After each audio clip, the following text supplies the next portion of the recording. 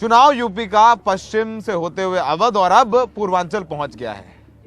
मन होता कि हम भोजपुरी बोले यहाँ गाजीपुर में, पर हमारी भोजपुरी खराब है। लेकिन जिनकी भोजपुरी बड़ी अच्छी है और जो भोजपुरी को काफी लोकप्रिय कर रहे हैं अपने भाषणों में, वह है ओपी राजभर साहब। ओपी राजभर साहब का अपना राजनीतिक दल है और उनका गठबंधन है अखिलेश यादव के साथ। ओपी राजभर साहब वो मंत्री हैं जो सबसे पहले योगी साहब की कैबिनेट छोड़ करके बाहर हो गए और अब हैं अखिलेश यादव के साथ में। ये लड़ रहे हैं चुनाव गाजीपुर की जहूराबाद सीट से, जहां पिछली बार वो भाजपा की गठबंधन से लड़े थे और भाजपा की मदद से चुनाव जीते थे। इस बार वो सपा के साथ में है। हमारे साथ राजभर साहब मौजूद हैं। राजभर साहब के बारे में ये कह दें कि हर नेता, अखिलेश यादव भी गए करहल रैली करने के लिए, वहां मुलायम सिंह भी गए रैली करने के लिए, लेकिन राजभर साहब अपनी कॉन्स्टिट्यूएंसी में अपनी जहूराबाद सीट पे प्रचार नहीं कर रहे हैं। राजभर जी, अपनी जहूराबाद कॉन्स्टिट्यूएंसी में प्रचार क्यों नहीं कर रहे हैं? अपनी सीट पे प्रचार नहीं कर रहे हैं आप? यहाँ की जनता चुनाव लड़ रही है। जनता ने जो चुन के भेजा ओम प्रकाश राजभर को सदन में, तो सदन से लेके सड़क तक जो लड़ाई हमने लड़ा, जब इनके भावना जिस मुद्दे को लेकर के हम भाजपा में गए कि जातिवार जनगणना हो जाएगी, सामाजिक न्याय समिति की रिपोर्ट लागू हो जाएगी, एक समान अनिवार्य फ्री शिक्षा हो जाएगी, घरेलू बिजली का बिल माफ हो जाएगा, ये भाजपा ने नहीं किया। तो मैंने जब इनसे कह के गया था कि ये काम कराऊंगा, भाजपा ने नहीं किया तो मैंने इस्तीफा दे दिया। इस्तीफा देना, एक कैबिनेट मंत्री के पद से छोड़ना, ये बात जनता के जेहन में बैठ गई कि हमारा नेता हमारे लिए लड़ रहा है। नहीं, आपके बारे में लोग ये कहते हैं कि आप बयान देते देते थोड़ा सा बह जाते हैं। आज हमारी बात हुई बसपा कैंडिडेट से, वो कह रही हैं कि राजभर साहब बोलते हैं सवर्णों को 6 इंच छोटा कर दूंगा। तो ऐसा क्यों कहते हैं आप कि आपको सवर्णों को वोट नहीं चाहिए? 85 बना 15 की बात करते हैं। देखिए, ये एक भी बयान कहीं दिखा दे कोई, एक भी बयान कोई दिखा दे जिस तरह का बयान वो लोग दे रहे हैं। देखिए, ये हताशा और निराशा है। और पूर्वांचल में लड़ाई नाम की कोई चीज नहीं है। ये बिना वजह भाजपा के लोग घूम रहे हैं, बसपा के लोग घूम रहे हैं बिना वजह। इसका मैं इसको क्यों कह रहा हूं? बसपा जनता नोटिस में नहीं ले रही है। पूरे प्रदेश की बात बता रहा हूं। ये 1 दर्जन सीट जीत जाए, 1.5 दर्जन जीत जाए, ये बहुत बड़ी चीज होगी बसपा के लिए। भारतीय जनता पार्टी जो योगी मोदी का ललका साढ़ है, ऐसे पूरा प्रदेश परेशान है ललका साढ़ से। किसान दिन भर काम करता है, रात को अपनी फसल लाठी लेके अगोरता है।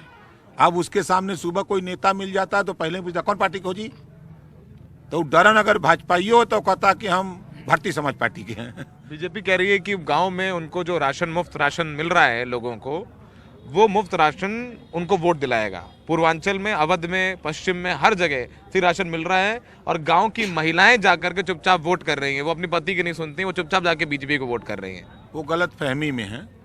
देखिए, अब पार्टियों के साथ वोट जातियां खड़ी हो गई हैं।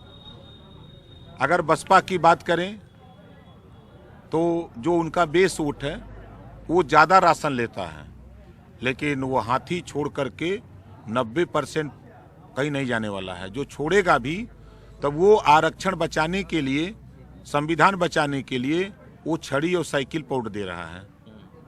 5,000, 7,000, 8,000 वोट हर विधानसभा में पढ़ा लिखा तबका वोट दे रहा है साइकिल, हैंडपंप और छड़ी पर, जहाँ जहाँ हमारे गठबंधन के पार्टी के लड़ रहे हैं। और दूसरी बात, इनके राशन का, मुसलमान राशन बड़ी संख्या में उठाता है, वो वोट दे रहा है साइकिल, छड़ी, हैंडपंप पर। तीसरे नंबर पर राशन उठाता है भर दे रहा है साइकिल, छड़ी, हैंडपंप पर। और पंडित जी बाबू साहब को राशन मिलता नहीं है। यही लोग चिल्ला रहे हैं कि राशन बंट रहा है, राशन बंट रहा है। कौन देगा वोट? 5 साल भारतीय जनता पार्टी ने गोंड और खरवार सर्टिफिकेट इनका जारी करने के लिए 5 साल घुमाया, नहीं बनाया।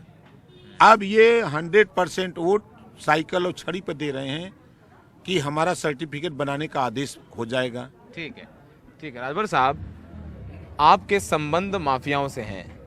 मुख्तार अंसारी, आप खुद कहते हैं कि आपके दोस्त हैं, और मुख्तार अंसारी बीजेपी के लिए, कह लीजिए कि योगी जी ने उनको अपना एक स्टार प्रचारक बना रखा है। हमेशा बोलते हैं कि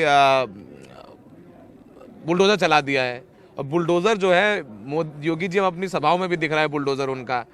तो आपके माफिया दोस्त हैं कि नहीं है? मुख्तार अंसारी आपके दोस्त हैं कि नहीं? उनके बेटे को टिकट दिया आपने। मेरे दोस्त हैं, मेरे मित्र हैं, मेरे परिवार के हैं, मेरा उनका अच्छा संबंध है। क्यों माफियाओं से संबंध रखते हैं आप राजभर जी? हम तो ब्रिजेशो सिंह से संबंध रखते हैं। हमारा संबंध, देश का कोई ऐसा माफिया नहीं है जिससे हमारा संबंध न हो। तो माफियाओं से क्यों संबंध है आपको? फिर आपको आदमी क्यों वोट दे जो माफिया संबंध रखता हो, माफियाओं का दोस्त हो? माफिया से तो लोग डरते हैं, तो आपको क्यों वोट देते हैं? कोई माफिया इस गरीब को मारेगा तो फिर माफिया का ना सहारा लेना पड़ेगा। कोई गरीब के ऊपर जुल्म जाति अत्याचार करेगा तो उससे निपटने के लिए कहाँ जाएगा? मजबूत आदमी चाहिए ना। तो फिर जहाँ भी देश में जुल्म जाति अत्याचार होता है तो इन लोगों का सहारा लिया जाता है कि उसको ठीक करो। ऐसे ही आदमी ऐसे गड़बड़ कर दिया, गरीब के ऊपर कैसे जुल्म जाति अत्याचार कर दिया। वो माफिया इनसे रंगदारी टैक्स मांगने थोड़ा आता है। नहीं, यहाँ सैकड़ों लोग हैं, पूछिए किसी से 10 रुपया मांगा हो। मुख्तार, मायावती जी ने कहा कि मुख्तार गरीबों का मसीहा है, माफिया नहीं है। तो मायावती ने पार्टी से भी निकाल दिया उनको फिर। अब फिर जब लिया क्यों था? जब मसीहा थे तो लिया तब न। जब लिया तो मसीहा था, और जब दूध पी लिया तब तो बेकार हो गया। अच्छा ये बताइए, लोग कहते हैं कि राजभर साहब किसी एक पार्टी में नहीं रह सकते हैं। पहले अकेले लड़ रहे थे, फिर कौमी दल से लड़े, फिर भाजपा के साथ आ गए, अब सपा के साथ आ गए, और कहीं ऊपर नीचे हुआ तो अमित शाह फोन कर देंगे आपको, अमित शाह के कहने पर आप भाजपा को समर्थन कर देंगे। लोग ये कहते हैं कि आपका कोई दीन ईमान धर्म नहीं है, नेता पक्के नेता हैं आप। जो नेताओं को कहते हैं ना पब्लिक में परसेप्शन के नेताओं का दीन ईमान धर्म नहीं है, वैसे आपके बारे में कह रहे हैं कहीं भी चले जाएंगे। ये वो लोग कहते पद हैं, के लालच में। ये वो लोग कहते हैं जो बिकाऊ हैं। ये वो लोग कहते हैं जो बिकाऊ हैं। ये वो लोग कहते हैं जो भाजपाई हैं। ठीक है।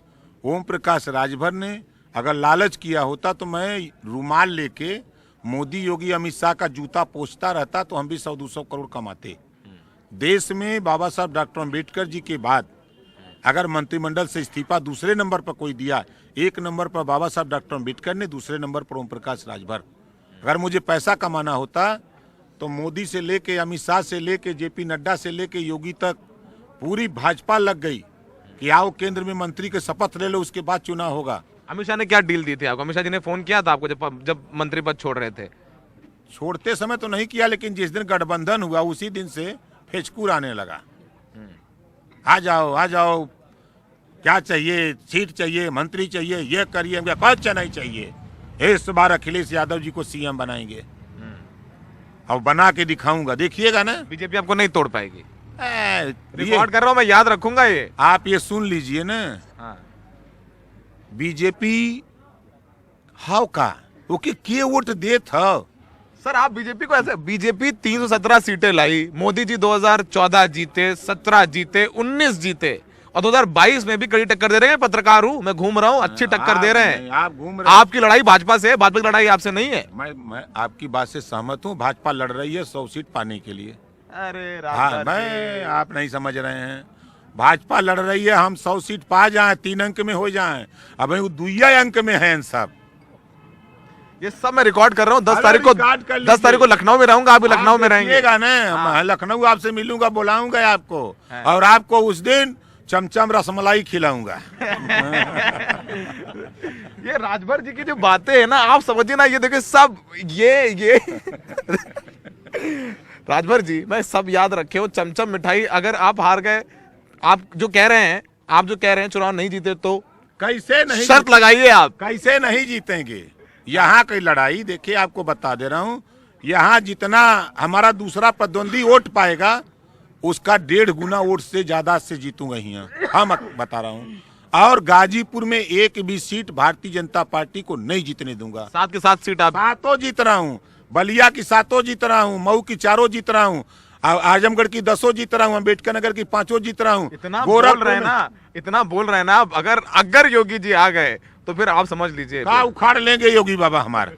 समझ लीजिए बुलडोजर तैयार है। वो कहते हैं उनका बुलडोजर तैयार है, वो कहते हैं गर्मी निकाल देंगे। आज बुलडोजर उलट गया, आप नहीं देखे अभी, बुलडोजर उलट गया है। नहीं वो तैयार, वो बोलते हैं रैली में कि बुलडोजर तैयार है मेरा, गर्मी निकाल दूंगा। वो कह रहे हैं, वो आए वापस वो देख लेंगे। नहीं, वो कह रहे हैं ना, आप इतना बोल रहे हैं ना। वो कह रहे हैं गर्मी निकाल देंगे नौजवानों की।